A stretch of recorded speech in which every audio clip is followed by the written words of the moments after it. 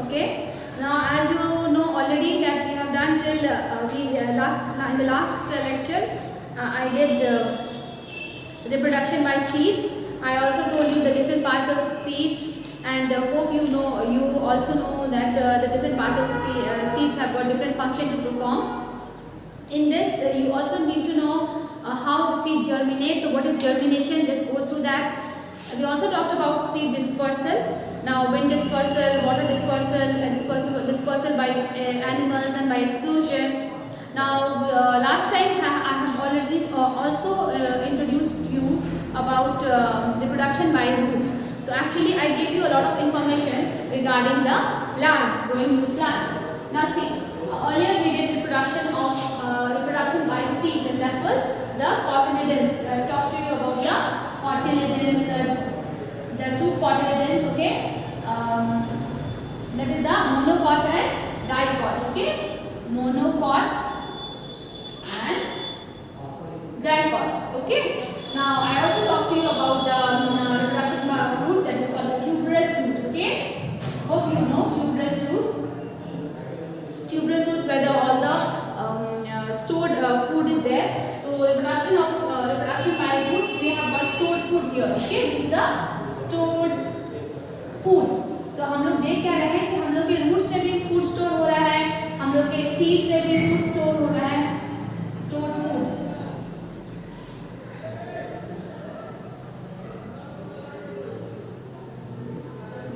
Okay, ना आज हम लोग पढ़ेंगे स्टेम में किस तरह से फूड स्टोर होता है. ना स्टेम में पढ़ने के लिए हमें पहले जानना होगा कि स्टेम क्या होते हैं. ना before telling you about the stem, I should tell you stem में हमेशा तो एक्चुअली हम लोग देख रहे थे कि हम लोग रूट्स में अबाउट राडेश, अबाउट कैरेट पढ़ रहे थे. हमें ये पता चला कि रूट्स में भी फूड स्टोर होते हैं और उसे हम लोग इनटेक भी करते हैं, हम लोग उसे यूज़ भी करते हैं फॉर ईटिंग पर्पस.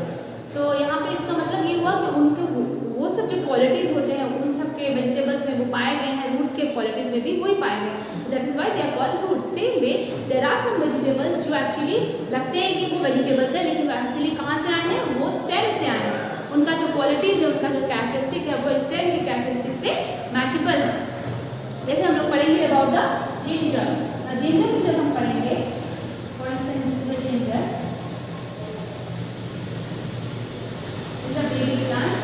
ओके, अब इसमें तो हम लोग क्या देखेंगे, नोट्स एंड इंटरनोट्स रहते हैं. नोट्स एंड इंटरनोट्स आपको पता होना चाहिए कि स्टेम में भी रहते हैं, that means the qualities match. Okay, इसके अलावा हम फर्स्ट पढ़ेंगे क्या क्या स्टेम्स मॉडिफिकेशन है.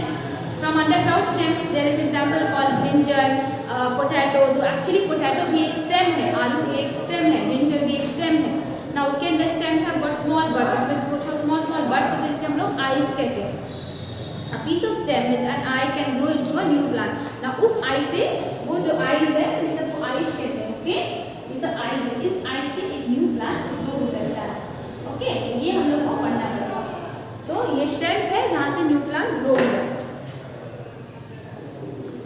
Now next we'll move to these stems have small buds, and next will stem cutting.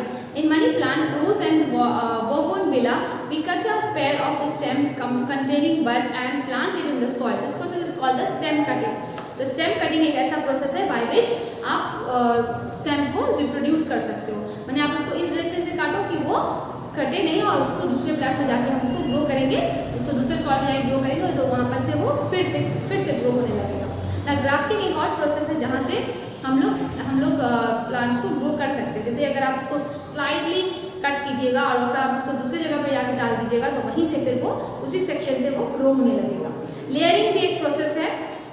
Example देखिए, अ ब्रांच ऑफ रास्पबेरी और jasmine plant is bend to the ground. वो जैसे जैसे वो ग्राउंड पर जाएगा है एक ही प्लांट. जैसे यहाँ पे एक प्लांट है. ओके, नाउ जैसे जैसे वो एक प्लांट में गया, जैसे जैसे वो सॉइल में टच किया तो वहाँ से एक न्यू प्लांट डेवलप हो गया. जैसे जैसे वो सॉइल में गया, मतलब ये है, ये सॉइल, ये न्यू प्लांट डेवलप. फिर सॉइल में टच हुआ, फिर वहाँ पे एक new plant this will continue. Okay, तो ये हमारा रूट्स है और ये हमारा लीव्स है. तो ये इस तरह के प्रोसेस को क्या कहते हैं, लेयरिंग. ना रनर्स भी एक प्रोसेस है जहाँ पे स्ट्रॉबेरी प्लांट, मैंने बोलो हमेशा रन करते रहेंगे, एक जगह से दूसरी जगह रन करते रहेंगे। Strawberry plant is an example जहाँ से वो एक से दूसरी जगह स्टेप कर रन करेगा, फिर वहाँ से एक प्लांट फॉर्म होगा, फिर वहाँ से एक प्लांट फॉर्म होगा, तो इसे हम लोग रनर्स कहते हैं। नाउ हम लोग पढ़ेंगे रिप्रोडक्शन, तो please understand the also understand the examples. Runners के एग्जाम्पल क्या है, स्ट्रॉबेरी प्लांट, ग्राफ्टिंग के एग्जाम्पल्स क्या है, लेयरिंग के एग्जाम्पल क्या है, स्टेम कटिंग के एग्जाम्पल क्या है, ये सब आपको पढ़ना है। Okay, now reproduction by leaves. Now the leaves of certain plants such as bryophyllum produce buds called plain plantlets. Now अब हम लोग leaves के बारे में पढ़ेंगे। leaves में भी reproduction होते हैं।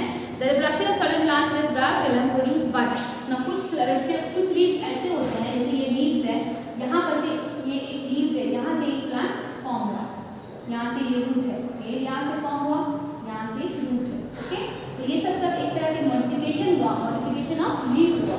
यहाँ पे हम लोग मॉडिफिकेशन ऑफ सीड्स पढ़े थे, यहाँ पे मॉडिफिकेशन ऑफ फ्रूट्स पढ़े, यहाँ पे मॉडिफिकेशन ऑफ स्टेम्स पढ़े, यहाँ पे हम लोग मॉडिफिकेशन ऑफ लीव्स पढ़ रहे हैं। तो लीव्स का एग्जांपल क्या है, bryophyllum is the best example, जहाँ पे छोटे छोटे बड्स होते हैं और वहाँ से एक न्यू प्लांट फॉर्म होता है। These buds drop and grow into the new plant where they find moist soil. वो वहीं पे ग्रो करते हैं जहाँ पे उनको लगेगा कि वहाँ पे उनको suitable temperature, suitable soil मिल रहा है। नेक्स्ट हम लोग आते हैं रिप्रोडक्शन बाय स्पोर्स। ना स्पोर्स भी एक ऐसा प्रोसेस है जहाँ से आप रिप्रोडक्शन प्रो कर सको, एक ऐसा तरीका है। Spores are very small light structure plants, जैसे आप समुद्र में जब देखिएगा बहुत सारे प्लांट्स होते हैं ना, समुद्री प्लांट, तो वो सब you can see the picture here, you see the picture. I hope you are following a book, I hope you all have a book with yourself. Now in these new plants you will find new plants grow from these tiny structures, tiny structure से ये लोग new plants develop करते हैं ना, उनको देखकर ना वो लोग बहुत सख्त टेम्परेचर में भी और बहुत ज़्यादा हार्श क्लाइमेट में भी ग्रो कर सकते हैं। नेक्स्ट हम लोग आते हैं क्रॉप प्रोडक्शन। ना क्रॉप क्या होता है, what is a crop? A crop is a cultivated plant that is grown on a large scale. एक ऐसा प्लांट जिसको ज़्यादातर हम लोग यूज़ करते हैं, ज़्यादातर ग्रो करते हैं, ज़्यादा अमाउंट और ज़्यादा क्वांटिटी में ग्रो करते हैं, उसे हम लोग क्या कहते हैं, क्रॉप।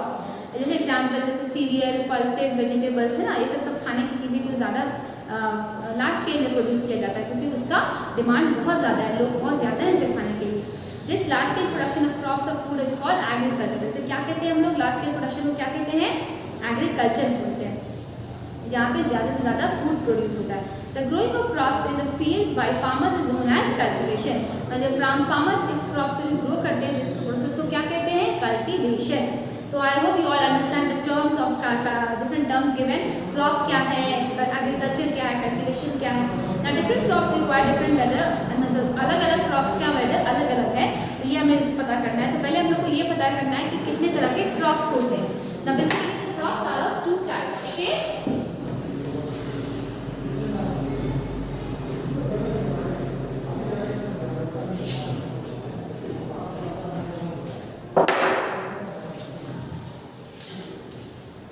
क्रॉप्स टू टाइप्स के होते हैं।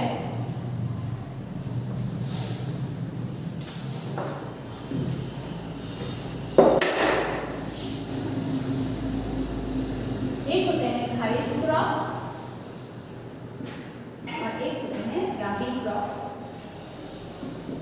जिसे हम लोग विंटर क्रॉप्स कहते हैं because they are grown in winter and ये ग्रोन इन समर, इसीलिए इसे हम लोग खरीफ क्रॉप्स कहते हैं। ओके, ना खरीफ क्रॉप्स क्या हुए, लाइक मेज, राइस रिक्वायर हेवी रेंज, इन्हें बहुत ज़्यादा पानी की ज़रूरत होती है, बहुत ज़्यादा बारिश की ज़रूरत होती है, इसीलिए इसे गर्मी के टाइम में हम लोग ग्रो किया था, समर टाइम में ग्रो किया था, इसलिए इसे क्या कहते हैं, खरीफ क्रॉप्स। कुछ क्रॉप्स ऐसे हैं जिसे विंटर के टाइम में ग्रो किया जाता है क्योंकि उन्हें लिटिल अमाउंट ऑफ वाटर चाहिए, विंटर रेंज उन्हें कम ही चाहिए होता है, तो विंटर टाइम में ग्रो होते हैं, जिसे हम लोग रबी क्रॉप्स कहते हैं। तो रबी क्रॉप्स का एग्जाम्पल, खरीफ क्रॉप्स का example, please go through it. Example of rabi crop है व्हीट, एंड इसका एग्जाम्पल है राइस।